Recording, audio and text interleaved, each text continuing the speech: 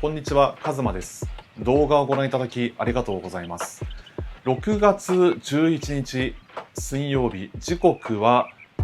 夕方の5時を回りました。一部の方はお久しぶりです。今日話すテーマなんですけれども、特に決めてません。テーマなし、オチなし、結論なし、一人語りの雑談形式でその時その瞬間思いついたことを話したいと思います。これはあくまでも僕個人の主観と見解に基づいて話す内容となりますので、最もリアルな形式で話したいんですよね。まあそういう意見もあるんだな、そういう考えもあるんだなぐらいの気軽な気持ちで聞いていただけると幸いです。というわけで、よろしくお願いします。なんだか久しぶりに動画を話すもんだから、あれ俺どんな風に喋ればいいんだろう、なんかそんな風に思ってしまうんですよね。別になんか完璧を求めるつもりは一切ないし、なんだか起承転結を求める、それにばかりこだわるとなんだかやりづらくなっちゃうんですよね。100点満点を求めるようなやつだったり、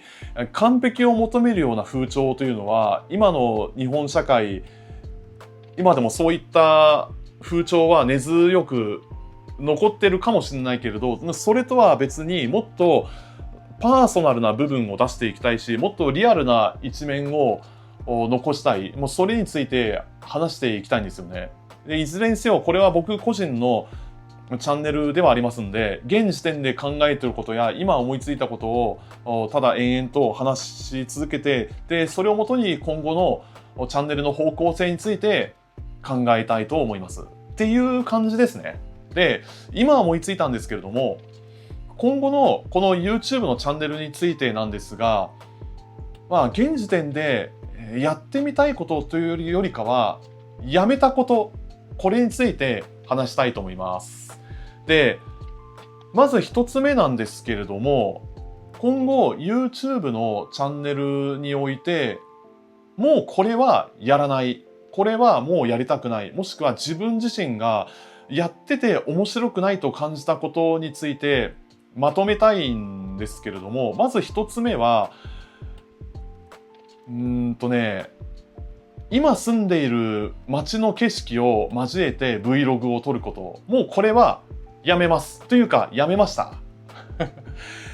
初期の頃はよく住んでる街の環境というか歩きながら動画を撮り続けるっていう感じのことをやってたんですよね。住んでる場所の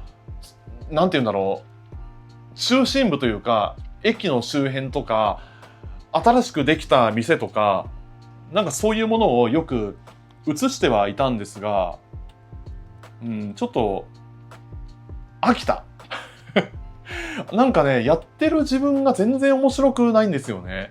で別に住んでいる街の情報について発信する、自分が住んでいる街の情報についてそれをメインに発信しますなんていうことは一言も言ってないんですよ。過去にそういったことについては一度も言ってなかったんですけれども、ただ一部の視聴者によっては、東北の宮城県をメインに取り上げてるチャンネルなんだろうなっていうふうに勘違いされてんじゃないかなと思って、僕それがね、どうしてもなんだかちょっとしっくりこないというか、なんか面白くねえなと思ったんですよね。でそういう自分自身のこのチャンネルの方向性についてと、または視聴者が求めるものとがこう食い違いが起きている、なんだか噛み合わない、一致しないっていうような現象が起きてるなっていうふうに感じることが多々ありまして、それまで送られてきたコメントを見る限りだと、いやもちろんコメントをもらうのは嬉しいです。それ自体が僕自身もそれは励みになりますし、こういうリアクションで来るんだなみたいな、そういうね、ちょっとした違った目線での違った意見を聞くこともできて、そういう面では動画配信を続けてよかったなというふうに感じることは何度かありました。たださっきも言ったように、ちょっと自分が今後やりたいことだったり、別に場所にとらわれずもっと広範囲に撮り続けたいっていうような、今現時点で考えているこのチャンネルの方向性についてもずっと考えていたんですが、ちょっとね、このまま地元で撮り続けてもちょっと面白くないし、なんだかやってる自分が全然楽しくない、なんだかすごいこう違和感がね、ずーっと胸の中に張り付いてて、それがちょっとね、息苦しいっていう風に感じてはいたんですよ。まあ、それはまあ自分自身の私生活の問題でもあるし、今後の方向性というか、このままくすぶってていいんだろうか、なんていうようなことも考えてるんですよね。で、まあそんな感じで、ちょっと、Vlog はこれから先も撮り続けるつもりだけど、ただ厳密には地元以外の場所で撮りたい。それも日本国内のもっと他に、行きたい場所は当然ありますし、例えば、そうね、西日本、その関西とか、その四国、九州とか、まだまだ行ってない地域はありますし、もしくは、去年の夏に訪れた北海道も、もう一回行きてえなーっていうふうに考えてはいたんですよね。で、これともう一つ、あとは世界各国、まだまだ行ってない国は、たくさんありますし、で、これとは別に一度訪れた国をもう一度行きたいなっていうふうに考えてはいたんで、で、世界各国のもういろんな場所で目にする景色や、その時出会った人たちのポートレート写真、人物写真を撮ってみたいなって、なんかそういう欲が湧いてきたんですよね。欲が湧いてくるっていうか、撮れたらいいなぐらいの気持ちなんですけれども、で、そのことを考えれば、できればね、今後のチャンネルの方向性としては、そういう道を進みたい。次のステップに進みたいんですよね。なので、次のステップへと進む上では、もう、先ほども話したように、今後地元で、Vlog を撮り続けるのは、もうやめようっていうふうに考えました。これ以上やっても伸びしろがないし、やってる自分が楽しくないっていうことと、あと、もう、普段からよく目にする景色ばかりなんで、やってて面白くないんですよね。なので、それまで、地元の景色を見せてほしいっていうふうに考えてた視聴者の方には申し訳ないんだけれども、もう今後はやりません。すいません。ちょっと、本当にね、全然面白くなかったんで、歩きながら動画を撮るとか、路上スナップ、ストリートスナップとか、以前やってた時期はあったんだけれど、2年前か3年前のあたりかな。でもそれはもう完全にやめたんで、そこら辺はちょっと、すいません。ちょっともう僕自身やってて全然面白くなかったんでやめます。はい。で、続いてなんですが、これに基づいて当分新しいカメラは買わない。これについて話したいと思います。結論、今持ってるもので十分に満足しているからです。で、あとは金銭的な面でちょっと予算オーバーであることと、もう一つは、物を増やしたくないということ。どれだけたくさんのものがあったとしても、一度に持っていける荷物って限りがあるんですよね。物がたくさんあればあるほど重量が増していって、で、それを管理するための場所を確保しないといけないし、それを維持するための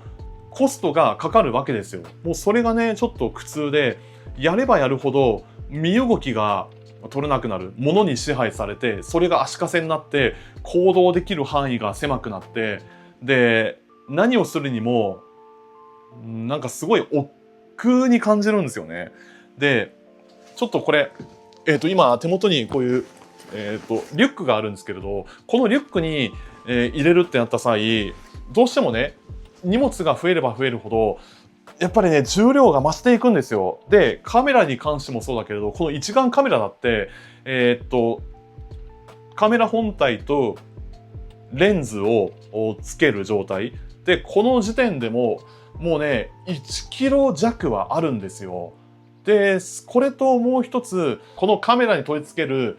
三脚もちょっと重たいんですよね。まあ決してものすごい重量感があるっていうわけじゃないけれど、そのトータルで、持ち運ぶっていうことについて考えた際、これちょっとたくさんは持っていけないなっていうふうに考えてはいたんですよ。それこそ日本国内を旅するってなった場合、または日本以外の海外を旅するってなった際、どうしてもね、重量が増していくと、それが原因で移動できる距離にも限りがあるし、やっぱりちょっと体力的な面でもね、できる限り減らしていかないと、これ自分の身が持たないだろうなっていうふうにね、なんとなくそんな気がしたんですよ。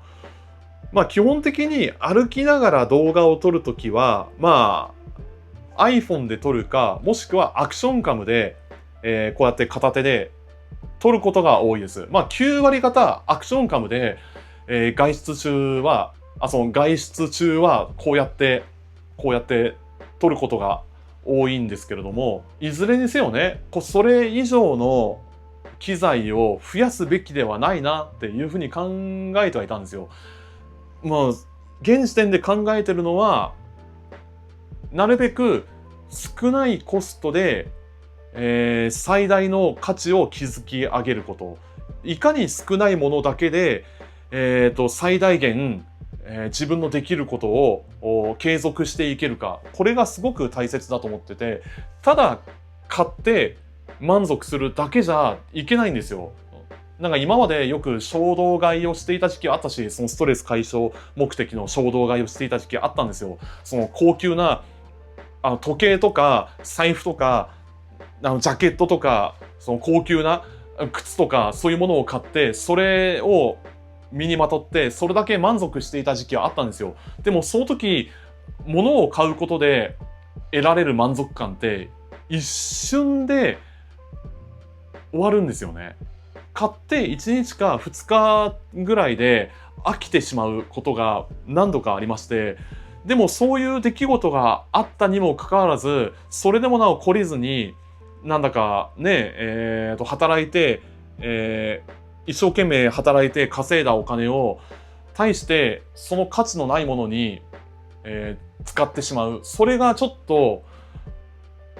なんだろうな、その行為を繰り返せば繰り返すほど物が増えていって、自分の周りにはそのたくさんのもう今とあったらガラクタ同然のもので溢れ返って、でそれによって身動きが取れなくなって、で何をするにもストレスが積み重なっていって、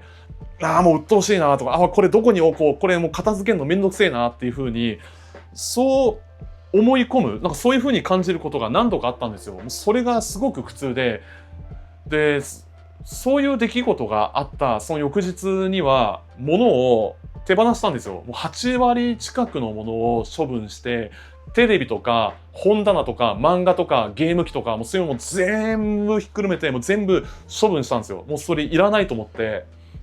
だってそれらのものを買ったとして、ただ受け身の状態で、消費していく、一方的に自分だけが浪費していくっていうようなことがなんだか面白くないなと思ったんですよ。何一つ生産性がなく、せっかく高いお金払ったのにその恩恵が得られない、何のメリットもなく、それを使って、どんなことをしていきたいのか、その何らかの目的があって、それを買ったのかどうか、なんかそれがはっきりとしないまま、ただ物を買ったところで、それってただの無駄遣いじゃないの？それってただの浪費なだけじゃない？っていうふうにね、なんだか疑問に感じたんですよ。なんかそういった疑問が自分の中で、生まれて、でそうやってなんだか物だけが一方的に増えていく、そういう人生、そういう生活自体、そういうもの自体がどうしてもなんだか違和感だなって、違和感を覚えて、もうそれがちょっと嫌悪感、ものすごく苦しいっていうふうに感じたんですよ。でさっきも話したように、そのカメラに関してもこれまでコンデジと APS-C センサーのカメラとフルサイズのカメラ、それぞれいろいろ試してみたんですよ。そのカメラ自体にもセンサーサイズっていうのがあって、このセンサーサイズが、大きければ大きくなるほど映りが良くなるっていう仕組みなんですよね。まあ細かい仕組みについてはまあそれは Google で検索すればわかると思いますんで、それは今更僕が説明することではありません。僕は別に専門家でもプロでも何でもないんで、あくまでも一人の一個人の意見として話してるだけです。わかんな、これ雑談形式で話をするってなった際、なんだろう、話の方向性がまっすぐ行ったり、左へ行ったり、右へ行ったり、こう、ちょっと斜め、上を行ったりとかして、ちょっと自分でも、あれこれ何の話してんだっていう風になる時があるんですよね。まあその方がリアリティがあっていいじゃないですか。多分これはラジオをやってる人だったり、ポッドキャストをやってる人だったら多分共通するかもしれないけれど、あとはライブ配信もそうですね。まあそんな感じで、もう一度ね、話を戻すけれど、カメラに関しては別に、今持ってるもので満足していますんで、今後、新たに買う予定はないです。ただ例外として今持ってるものが壊れたりなくしたり、まあ多分ないと思うけれど、万が一盗まれたりとか、なんかそういうトラブルが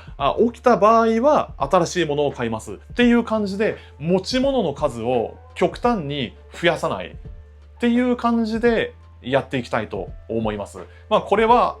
なんていうんですかね、ミニマリズムの思想に基づいて、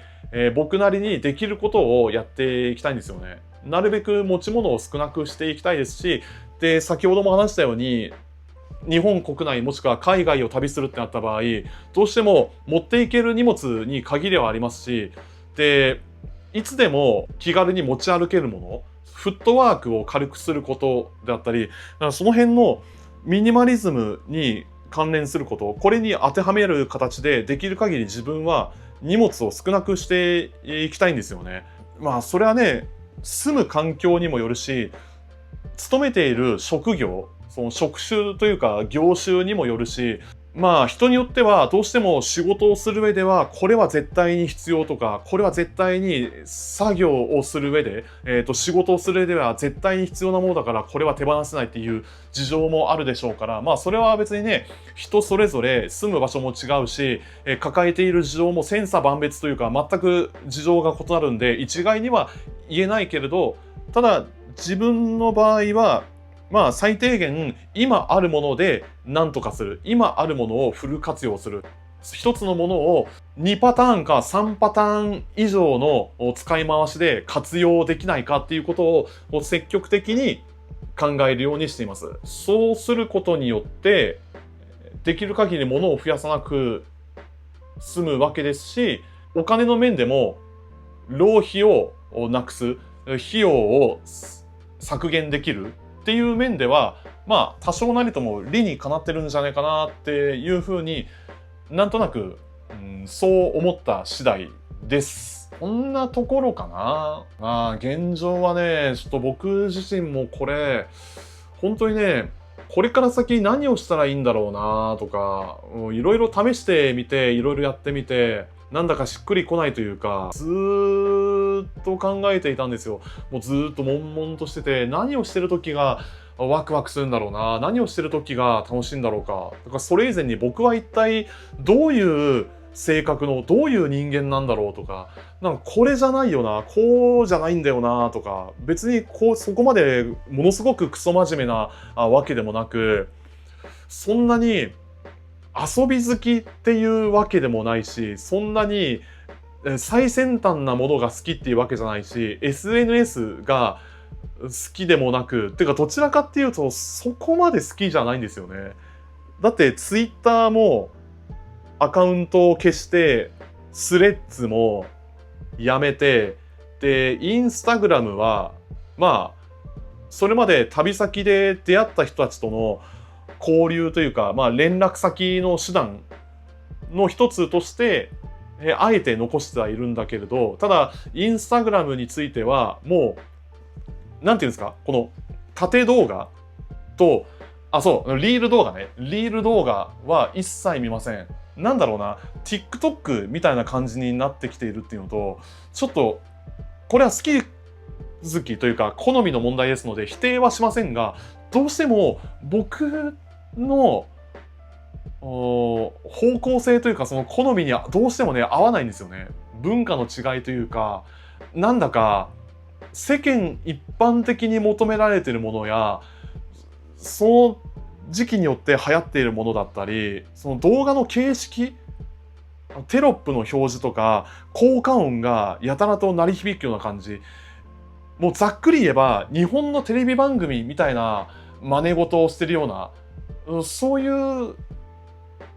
見せ方がね、その表現の仕方が僕はあんまり好きじゃない。で、どちらかっていうと僕の場合は、まあ昔よく映画を見ていたんで、映画風の画質が好きなんですよね。それも80年代とか90年代に公開された映画の、なんだろうな、レトロな、ヴィンテージ風の色味と質感、そういうものが割と気に入ってるんですよね。まあもちろん高画質なものもありっちゃありなんですけれど、どっちの方がいいかって言ったら僕はフィルムライクなものが好きかな。それこそ映るんですとか、コダックとか、あとは8ミリフィルムっていう、その昔ながらの、どうやればいいかな。なんか昔こういうの見たことありません？こういう感じの、なんか、ここに持ち手があって、ここに持ち手があって、ここに、レンズがあって、こう撮るような感じの、ちょっとごめんなさい。これ今思いついたことを、こう、ぼんやりとしたイメージを駆使して、それでこういう風にちょっと今映してみたんだけれど、まあこれも多分 Google で検索したらわかると思います。そうやってね、8ミリフィルムっていうかな。あとは16ミリフィルムというか、なんかそうやって昔ながらのアナログチックなカメラで撮影されたものが好きなんですよね。そういうものに近い画質、それを再現できないかなと思って、最近ではよく編集ソフトを用いて、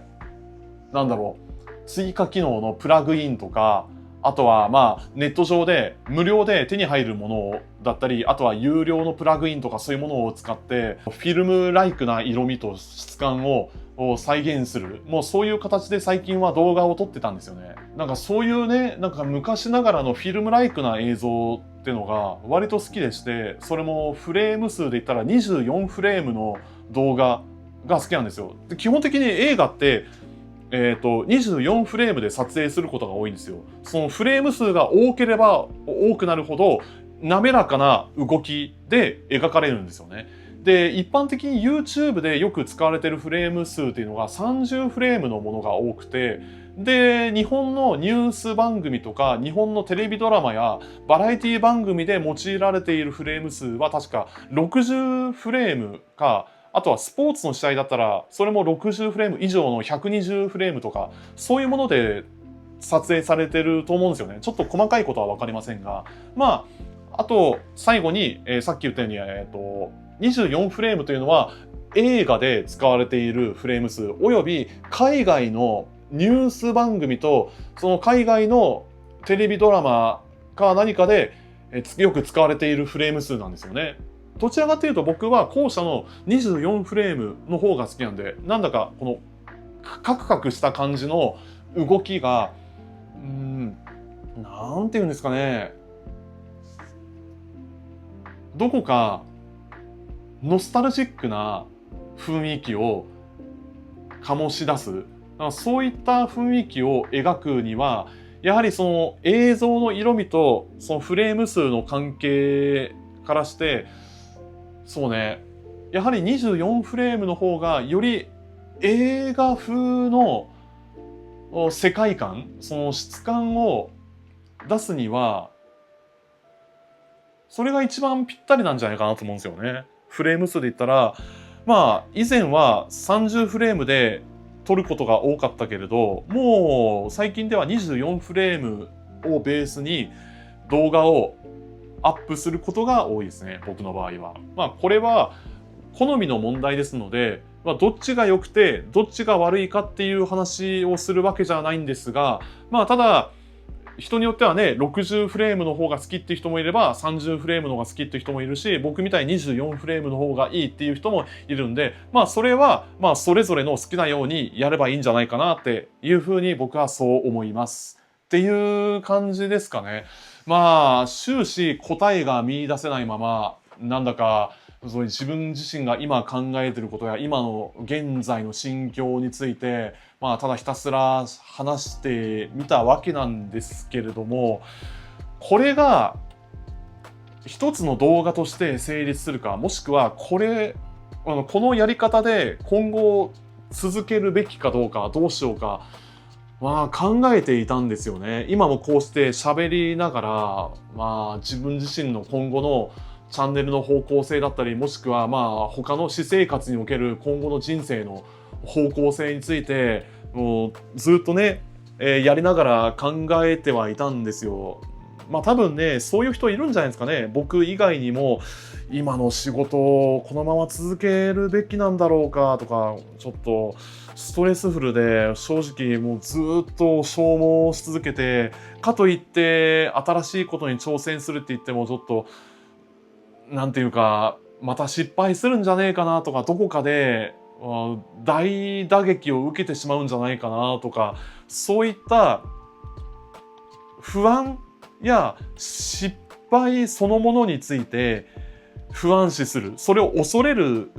人もいると思うんですよね。いや、その気持ちはすごくわかります。僕だってそうですよ。もう全然、安定どころがもう超絶不安定な生き方をしているわけでして、で、にもかかわらず、まあそれでもなおね、懲りずになんかいろいろやってきたりして、まあやっぱね、やってみないとわからない。やってみないと気が済まないっていう性分というか、そういう性格ではあるんですよ。なんかやらずに後悔するよりは、まだ多少なりともやって後悔する方が気持ち的にはすっきりするというか、まだ多少納得できる部分があるんですよね。やってみたけどダメだった。だからこの経験やこの体験をベースにまた違うことにチャレンジしてみようかなとか、まあこういう失敗もあったけれど、その代わりこういうことについて学ぶことができた。まあ結果的には多少なりともいい経験になったんじゃないかなっていうふうに自分自身の中で納得できるポイントがあればそれでいいんじゃないかなって内心僕はそう思うんですよね。なんだろう、100点満点のそれをベースになんだろうな、減点し続ける減点主義の評価制度って誰も幸せにならないだろうなと思ってて、息苦しいだけじゃないですか。僕そのやり方ってで誰も幸せにならないし、常に失敗を恐れてしまう、常にマイナス評価されることに対して怯えながら日々の生活を送り続ける。でそうやって自分自身の個性と心の声を抑えつけながら、こうやって押し殺しながら人生最後の時を迎える。で最後の時を迎えるってなった際に、自分の人生何だったんだろう、なんでこんな終始ストレスフルだったんだろう、こんなお互い攻撃し合ってお互い潰し合って本当に幸せだったって言い切れるんかなって、あれ何だったんだろうね、今までやってきたことは本当に必要だったんだろうか、誰のために働き続けたんだろう、誰のためにやってたんだろうとか、本当に自分自身の満足のためにやってたんだろうかとか、もしくはそれ以前に自分自身は本当に満足していたか、最後までやりきったかっていうふうにいろいろ考えると思うんですよね。まあそうやって途中からなんか人生に関する話、テーマがいつの間にか変わってはいるんだけれど、まあそんなもんじゃないですか。やっぱいろいろやっていくうちにいろんな気づきがあって、でいろんな失敗があって、いろんな出来事があって、で当初掲げていた目標が結局達成できなかった、やってみたけれどちょっと自分には合わなかった、もしくはもうどれだけ頑張っても上には上がいる、もうどう頑張っても超えられないとか、まあやっぱそうやってねやっていく中で気づくことってたくさんあると思うんですよ。でも最後に僕なりの意見というか、まあそれに対する僕なりの見解ではあるんですが、何事も無駄にはならないです。それまでやってきた経験や自分自身が一生懸命考えてやってきたことというのは、まあ結果的には無駄じゃないと思うんですよね。だってそれまでどんなことがあったか、どんな出来事があったか、もしくはどんなトラブルがあったかについては、それはまあ人それぞれ事情が異なるんで何とも言えないんですけれども、でもそういった出来事があったからこそ今こうして生きているわけだし、もしくはまあものすごく大変な目にあったけれど、でもこの苦しみを知っているからもっと自分以外の人には優しく接してあげるようにしないとなっていうふうに、そうやってなんていうか、まあ苦い経験と反省と、でその時に得た学びとか、そういう経験を用いて、で次のことに生かしていけばいいんじゃないかなって僕はそう思うんですよね。僕自身もいろんなことをやっていろんな失敗を経験して、でそういう出来事があったにもかかわらず、いまだにまだまだねちょっと不安定な状況が続いてて、自分自身の活動がそこまでマネタイズできてない、その収益につながっていないというか、まあなんだろうな、ちょっと野球で言ったら空振り三振みたいな、もう全然、その後の結果につながっていない、このままでいいんだろうかっていうふうに考えることや、ちょっと自分自身のその葛藤がそれはあるけれど、でもね、それでもやっぱり自分の人生まだまだ諦めきれてない部分はあるわけですよ。まだ自分自身の本当にやりたいことっていうのは、まあ一個ずつその積み上げていく上で、自分のペースで歩き続ける中で、もしかしたらまた一筋の道のりが見えてくるかもしれないし、ほんのわずかな隙間から光が差し込んでくるかもしれないし、で突き詰めれば突き詰めるほどそこには無限の可能性があるわけですよ。もうそうやって、自分のできる範囲で進み続けて、で一個ずつできることをやってみて、自分自身居心地のいいものに出会えたり、やってて楽しいなと思うようなことがあったら、もうそこからもうどんどんその先の方へと突き進んでいけばいいんじゃないかなっていうふうに思いますね。で、答えというものはおのずと見えてくるかもしれないし、何よりも自分自身がやってて楽しいかどうか、僕そこがすごく大切だと思います。そう、今話をしてて思いついたんだけれど、そう、やってて楽しいかどうか、ここが大事ですよね。例えば、まあ僕以外の方で人力車で旅をしている方がいるんですけれど、その方は過去に日本国内もそうだし、アメリカ大陸を人力車で横断するっていう旅をした経験のある人で、あとは去年か一昨年アフリカ大陸をこう縦断したっていうニュースが現地のメディアでも話題になって、で現時点では確かフィリピンかな、確か東南アジアのフィリピン国内を人力車で旅するっていう企画に挑戦してるんですよね。でその人が言うからには、もう走っていればおのずと見えてくる、もうひたすら楽しいことに突き進むこと、もう just for fun っていう感じのスローガン、こういった、スローガンって言えばいいのかわからないけれど、そういう理念を掲げて、今日も走り続ける。でそういう活動をしている人も世の中にはいますので、そういう人たちの一生懸命走り続けている様子を見たときに、もう少し生きてみようかなっていう気がしてきたんですよね。それはできることは人それぞれ違うわけですし、別にその人たちと同じような路線で、やってみたいっていうわけじゃないけれど、その人たちのやってる姿を見て、ほんのわずかに背中を押されるというか、ほんのわずかなきっかけというか、もしくはね、そういうものを見て、人生まだまだ捨てたもんじゃねえなって、今になってそんな気がしてきました。はい。これちょっと